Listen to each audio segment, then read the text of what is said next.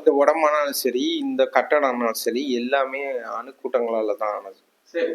So அந்த அணுக்கூட்டங்கள்ல ஒரு ஒரு எனர்ஜி சுத்திக்கிட்டு இருக்கு. நம்ம உடம்புல எனர்ஜி சுத்திக்கிட்டு இருக்கு. இந்த பிரபஞ்சமும் இந்த உடலும் ஒண்ணு, அதை இயக்குறது இறைவன். அந்த ஒரு கான்செப்ட் தான் வரணும். பட் அது கொஞ்சம் மாறி மருவி வேற மாதிரி. அணுவை கடத்தவன் இறைவன். கண்டிப்பா. அணுவுக்கும் ஆர்டர் போடுறவன் இறைவன். அதான் நம்மளுடைய இது. புரியுதா? அணுவே இல்லாத போது அவன் இருந்தான். அணுவே இல்லாத போது அவன் இருந்தான். அணுவே அவனுடைய ஆர்டர்ல தான் அணு வந்துருச்சு. புரியுதா? அணுவுடைய வேரியேஷன் தான் பழகும். அதனால ஒரு மாற்று கருத்து இல்லை. சரியா? எல்லாமே அவனை கொண்டுதான். ஆனா எந்த ஒன்றும் அவன் இல்லை. அதான் உன்னை போல் ஒருவன் உண்டோ என் இறைவா எனக்கு உற்றவனே அப்படிங்கிறாங்க. இறைவனை மாதிரி, அதாவது அவனுக்கு எந்த ஒரு ஒப்பு ஓமை நோக்க முடியாதுங்கிறது தான் இஸ்லாத்தினுடைய தத்துவம். அதனாலதான் இப்ராஹிம் அலைஹிஸ்ஸலாம் பெரிய சூரியனை பார்த்து நீ இல்லைன்ட்டாங்க. சூரியனை பார்த்தாங்க, பெரிய பிரம்மாண்டமானது, இல்லைன்ட்டாங்க. சந்திரனை பார்த்தாங்க, இல்லைன்ட்டாங்க. நட்சத்திரத்தை பார்த்தாங்க, இல்லைன்ட்டாங்க. அப்ப இஸ்லாத்தினுடைய தந்தை யாரு? இஸ்லாம் யாருடைய மார்க்கம்? அந்த இப்ராஹிம் அலைஹிஸ்ஸலாம் மார்க்கத்துக்கு மாற்றமா நம்ம பேசலாமா? எல்லாமே ஒண்ணுதான்பான்னு சொல்லி மக்களை வழி எடுக்கலாமா? முடியாது. எப்படி உங்க உடம்பே ஒண்ணா இல்லையே? மார்பு செய்யற வேலையை வயிறு செய்யல, வயிறு செய்யற வேலையை இடுப்பு செய்யல. இப்ப நம்ம பேசுற டாபிக்ல அந்த இதனுடைய முதல் கேள்வியோட விரிவா நம்ம கூட எடுத்துக்கலாம். இப்போ நான் சொன்னேன்லவா, இந்த எல்லாமே அணுக்கூட்டம் நம்ம கண்ணுக்கு தெரியாது. மைக்ரோஸ்கோபிக் வியூல நுண்மையா பார்த்தாதான் புரியும். இறைவன் நுண்ணறிவாளன். அதனுடைய தன்மைகளை உணர்ந்தா அதனுடைய ஆற்றல்களை அவன் தான் கட்டுக்குள்ளேயும் வச்சிருக்கான். இப்போ எனக்கு கேள்வி, இது ரெண்டாவது கேள்வி என்னன்னா, இப்போ தன்னிலை மறந்த நிலை எதை அடைய முடியும்னு கேட்டேன். இப்போ இந்த மாதிரி நுண்மையான விஷயங்களை நம்மால புரிந்து கொள்ளக்கூடிய பக்குவம் வருமா? அதாவது எப்போ நீங்க உங்களுடைய ரூஹை நோக்கி பயணிக்கிறீங்களோ, அது நமக்குள்ளதான் இருக்கு. ரூஹு பிறகு நரம்போட சமீபமா இருக்கு. இறைவனால் தரப்பட்டது தானே. அது மிக நுட்பமானது, நுட்பத்திலும் நுட்பமானது. அப்போ நீங்க நுட்பமா மாறாத வரைக்கும் அந்த நுட்பத்தை நீங்க உணர முடியாது. சொல்ற புரியுதா? அப்போ நீங்க பல சிந்தனையில பல செயல்கள்ல இருந்தா உங்களுக்கு அதுல தான் நாட்டம் ஓடும். சரியா? புரியுதா உங்களுக்கு? இப்போ இப்படி தொடுறீங்க, தொடு உணர்வு இருக்கு நமக்கு. சரியா? அந்த உணர்வு புத்திக்கு தெரியும். தொடுறது ஒரு ஆண் அல்லது ஒரு பெண் அல்லது ஒரு மிருகம், எது தொட்டுச்சு, சாப்பிட்டா அது ஹார்டா, தொட்ட உடனே நமக்கு உணர்வு இருக்குல்ல. உடம்புல எங்க தொட்டாலும் உணர்வு இருக்குல்ல. அது புத்தி நமக்கு சொல்லி தரோம் தொடுறது எப்படின்னா அப்படின்ட்டு. புத்தி எப்படிலாம் வேலை செய்யுது நமக்கு.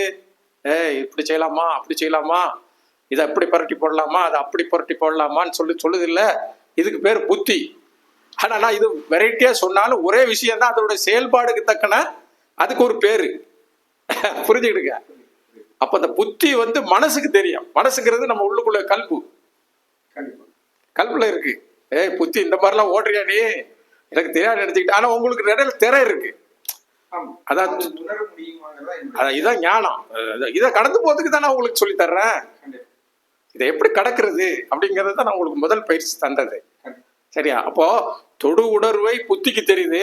புத்தி எப்படி இருக்குன்னு தொடு உணர்வுக்கு தெரியாது. திரை இருக்கு. ஒரு காருக்குள்ள கருப்பு கண்ணாடி போட்டா உள்ள இருக்க வெளியே பார்க்கலாம், வெளியே இருக்க உள்ள பார்க்க முடியாது. அதே மாதிரி புத்தி என்ன செய்யுது, மனசுக்கு தெரியுது. ஆனா மனசு எப்படி இருக்குன்னு புத்திக்கு தெரியாது. அதுக்கு இப்படி ஒரு திரை இருக்கு. அப்புறம் மனசு எப்படிலாம் அளப்பாயுது அப்படின்னு இந்த ரூஹுக்கு தெரியும். உள்ள இருக்க எஜமானருக்கு தெரியும். அது அதுல இருந்து யாரும் மறைக்க முடியாது.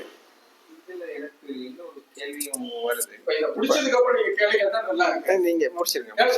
இல்ல அதான் இந்த தொடர்ச்சியா வர வர வர எனக்கு கேள்விகள் அடுத்து வந்துட்டே இருக்கு. இது முடிச்சிருங்க.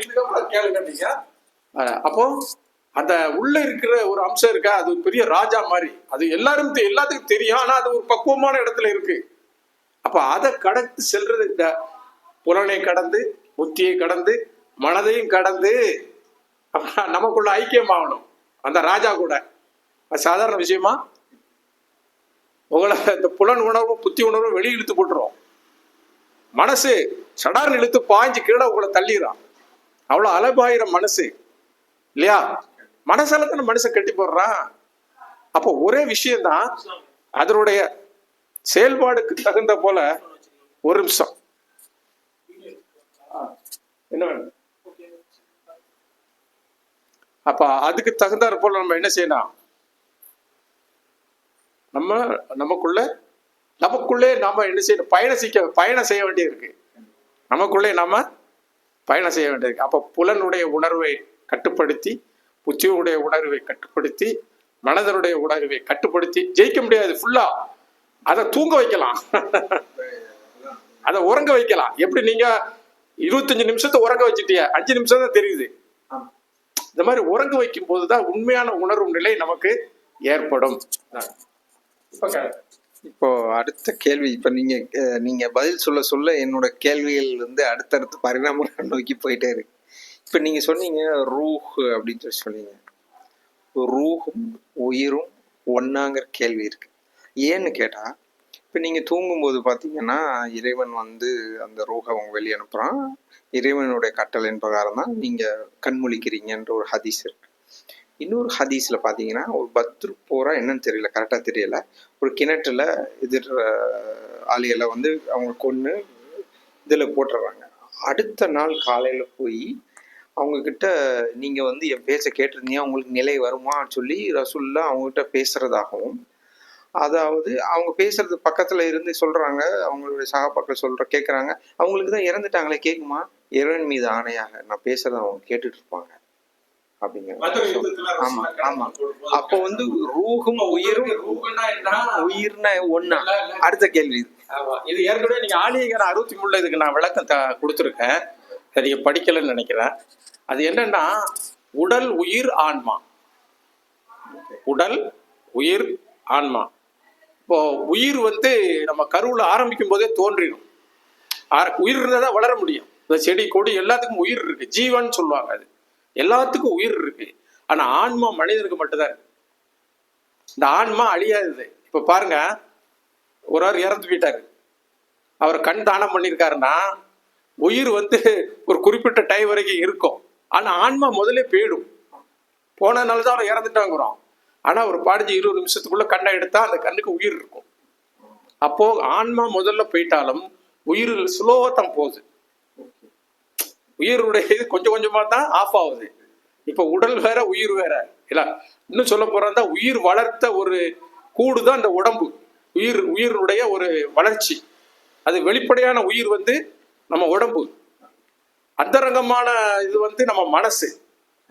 மனசு கண்ணுக்கு தெரியாத உடல், உடல் கண்ணுக்கு தெரிகிற மனம்.